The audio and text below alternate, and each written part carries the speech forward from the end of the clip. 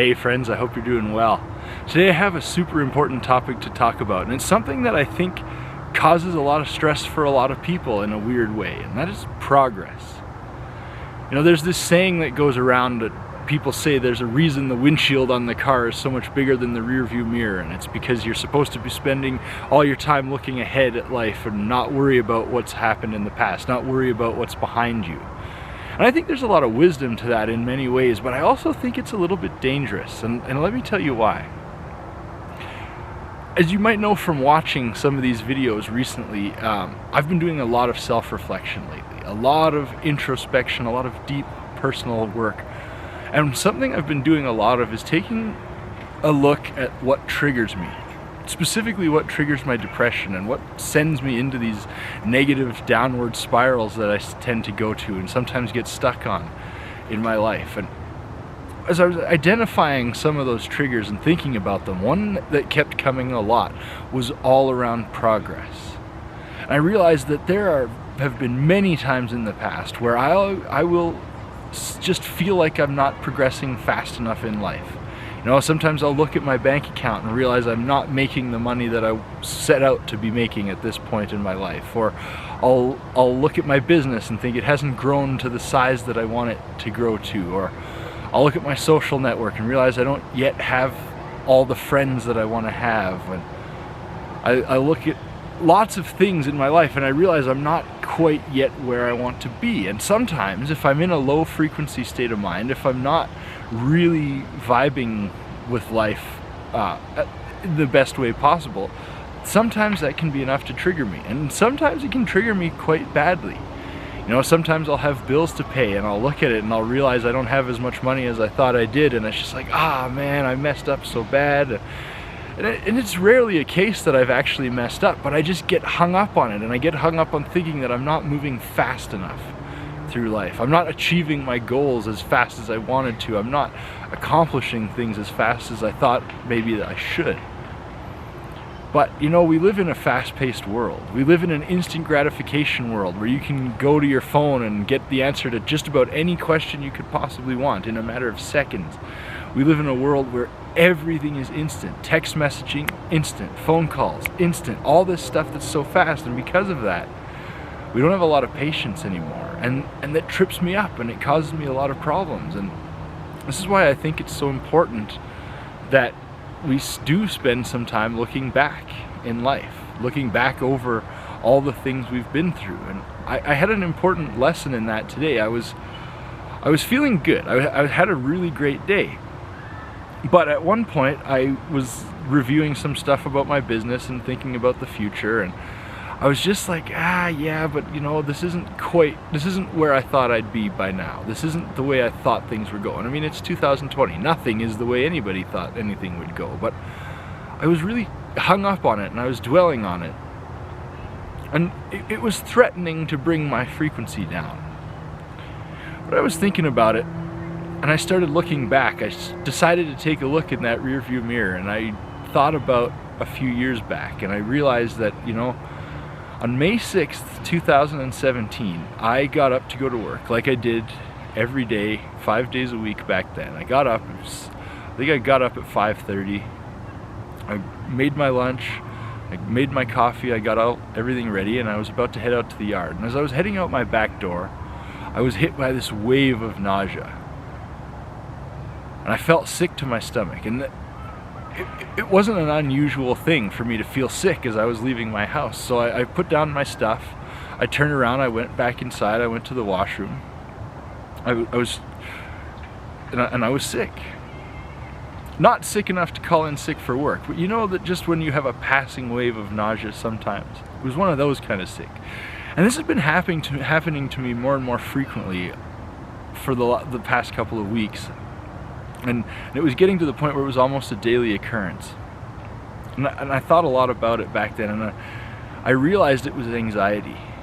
I hated my job back then. I was working the most miserable, soulless, life-sucking, horrible job you could possibly imagine. I was a vacuum truck operator at a toxic waste disposal plant, and my job was essentially to sit there alone by myself for 12 to 14 hours a day in the truck, waiting for there to be a problem, waiting for somebody to make a mess that needed to be cleaned up, somebody to spill some kind of toxic chemicals. And I would do this day after day, and there was a few other things I had to do around the plant, but it was mostly waiting and sitting there by myself. And when I did get the chance to do anything, it was always, where were you? What's taking so long? Hurry up, somebody's gonna see this. It was a high pressure but low action job, and I was miserable. I was alone all day, and the people I worked with were, let's just say, they were not the kind of people that you want to be friends with necessarily. They weren't the kind of people you make small talk with. And so I was lonely, and I was bored, and I was sick of my job, and I hated the company I worked for, and I hated everything about my life at that point, and I knew something needed to change. So on May 6th, I left my garage. I pulled out of the garage and I went to the yard like I always did so many times. It was a Monday, I'll never forget. And I pulled up in the yard next to my rig, and I got out, I did my walk around inspection, and immediately I noticed a couple things. I noticed that the mechanics hadn't fixed a few issues on my truck over the weekend like they told me they were going to. I noticed that the brakes still didn't work right. I noticed that the valves were still leaking. And I noticed more than anything that nobody really cared whether I was there or not, including myself. And then I started thinking about it, and I thought, you know, you've been feeling this way for weeks. You've been feeling so down and so depressed for so long, and I just was overcome by this wave of anxiety and despair, and it was this awful feeling. And as I did my walk around on my rig and let it sit there warming up, I jumped back in my pickup truck, and I was about to go to the parts room and get some supplies that I needed for the day. I just couldn't do it. I just couldn't do it. I sat there feeling sick, dreading leaving the yard and going off to my job for the day, dreading heading out to the plant, dreading coming home to an empty house later on that day. I was just dreading everything. I couldn't do it. And as I sat there and I started crying, I started just weeping, thinking about all the pressure and the anxiety and realizing I've got to get out of this place. I can't be here anymore. As I pulled out my phone and I opened up my mobile banking app and I looked at my bank account just to see how much money I had sitting there. And I think I had like $2,800, not very much, enough to pay my bills for maybe a month, maybe a month and a half. But I had a house, I had a mortgage, I had all kinds of stuff to worry about, and I sat there looking at it, and it just hit me up. I have to get out of here. I have to do something different. So I pulled out my phone and I dialed the number for my dispatch, and I just said, Dan, I'm so sorry to do this to you, but effective immediately, I don't work here anymore. And I hung up. And that was it. I just quit. I went back to my house feeling like a new man. I was elated. I was phoning my family. I was phoning all my friends, telling them the great news. I'm free. I quit. I don't work here. I don't work there anymore. Then it hit me like, now what? You know, the economy in Alberta was really slow back then. There was no prospect of getting another job, not to mention I had just quit in a very, let's say, unfavorable way. So I was doomed from working for any of the oil field service companies in the area anymore, because my boss was would be bad-mouthing me all over town, and he did. But I didn't feel fear. I just felt this, okay, what's next? I decided that I found a tenant to rent out my house. I pared down a lot of my stuff. I got rid of a lot of stuff. I sold a bunch of stuff. And I moved back to my hometown of Calgary, and I thought, I'm just gonna stay here for a little while until I figure out what the next thing is. And of course, it was hard to find a job back then. I looked at a couple places, but I didn't find anything. But before I had got into that soul-sucking, horrible job, I had been a landscaper, and I was very good at it. And I really did quite enjoy it. I even had my own company for a couple years when I was like 21, 22.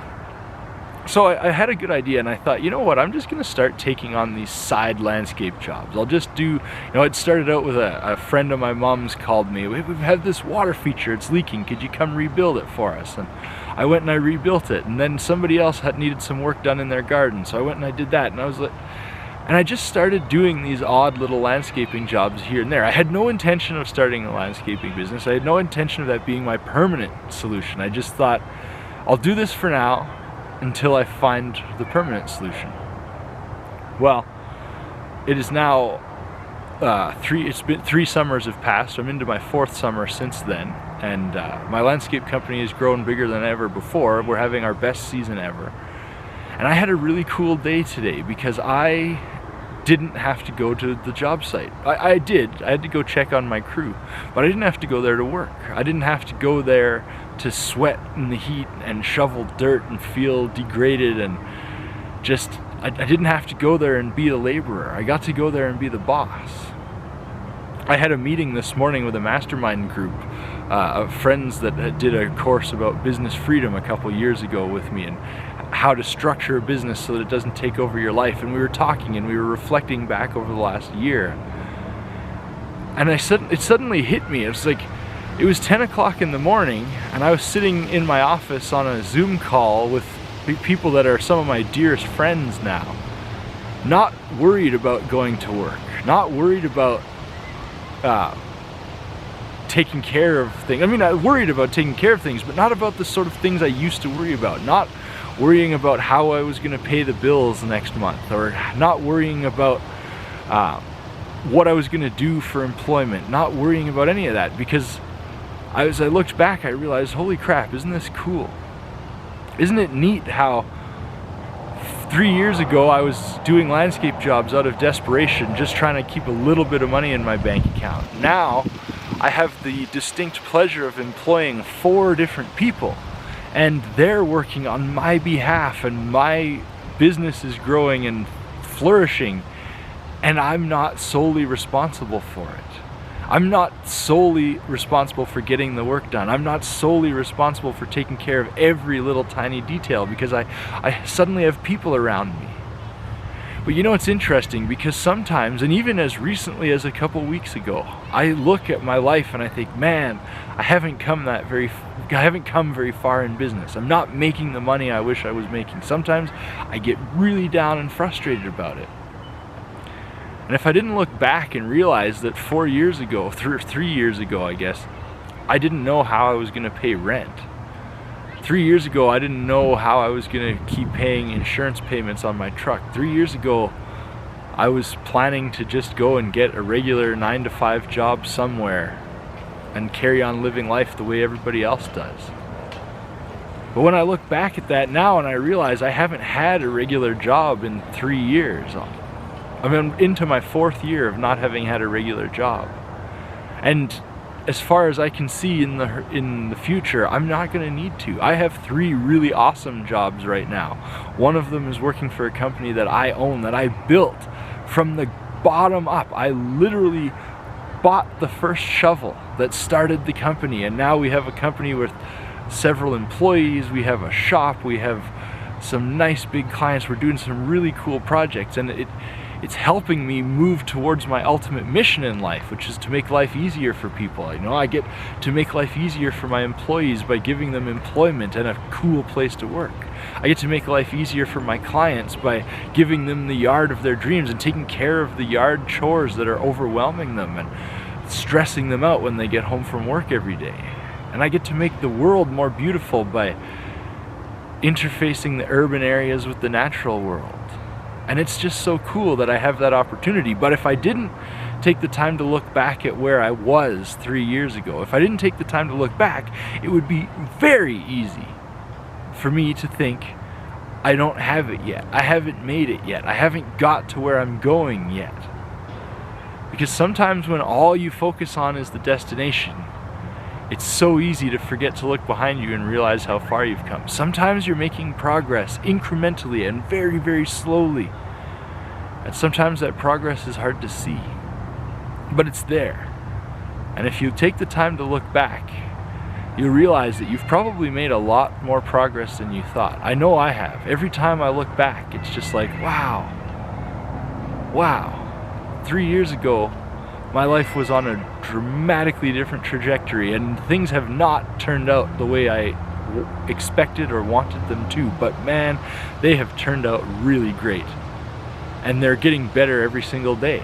And sometimes it's hard to remember that. Sometimes it's hard to appreciate that. And that's why I think it's important to look back sometimes, and it's important to remember that there are a lot of steps on the road where you're headed.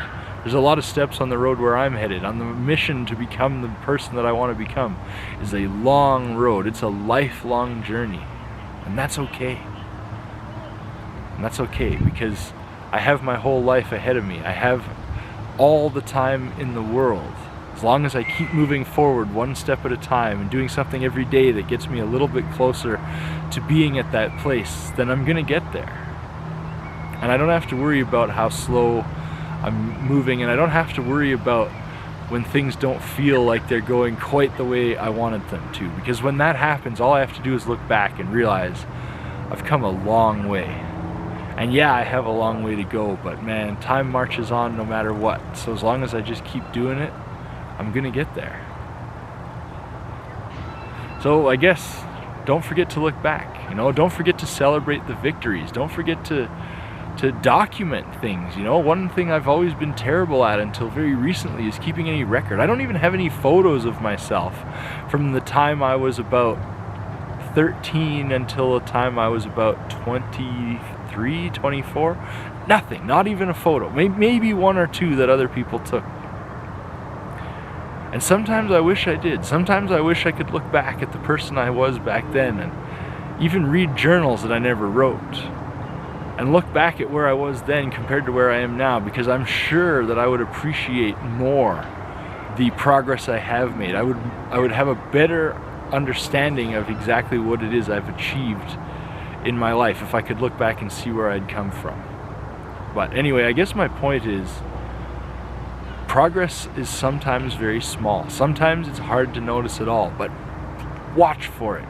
Take the time to look at the little details, the progress that you're making every single day, because you know what? It might not feel like you're making progress today or this week or even this month, maybe not even this year.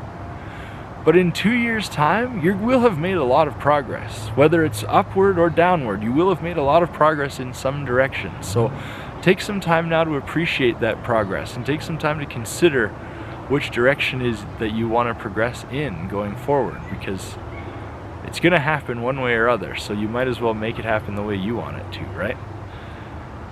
I'm having trouble coming up with an ending for this, so I'm just going to end it right here. Thank you so much for watching. Thank you for supporting me on these videos. I'm just so blown away by the responses I've been getting and the outpouring of support and people sharing bits of their stories with me when they've heard some of the things I talk about. And man, I'm just so grateful that I picked the camera up again and started doing this again, because I was really feeling stagnant for a long time there in life, and I was really feeling guilty that I wasn't talking openly about my mental health and the state of my life.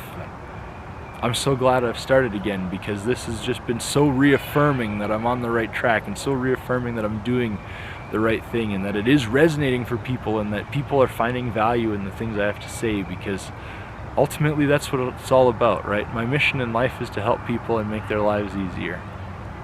And I do it in a number of different ways, as I mentioned earlier. And one of the ways I want to do it is to just help people realize that you're not alone.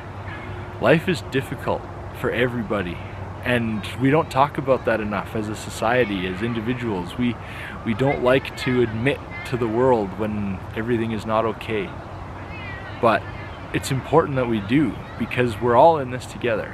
We're all of us are suffering some version of something. All of us are fighting a battle that nobody else knows anything about. And the only reason nobody else knows anything about it is that we're not talking about it. And we're not open about it. We're not sharing about it. And when we don't share about it, then other people can't learn from our experiences.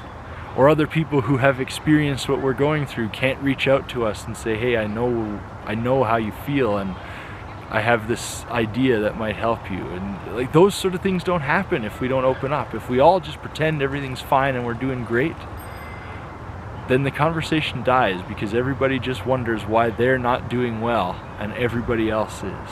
Everybody wonders why everybody else seems to have the perfect life and they feel empty inside, and yet almost everybody in the world at some point or other feels empty. almost everybody in the world at some point or the other feels alone or sad or down or whatever, and that's okay. And I'm just so glad that I've taken up this medium and given myself a creative outlet to express how I'm feeling, but also to share with the world, because I mean, it's okay to not be okay, and I want the world to see that, and I want the world to realize that you're exactly perfect how you are, no matter what's going on, no matter what. So yeah, just thank you so much for being here. Thank you so much for watching these, for sharing these and commenting and everything. Like it really and truly does mean the world to me. This is so important. This is why I get up in the morning. And I'm just so grateful that you're here with me on the journey. Thank you so much for watching, and I'll see you again next time.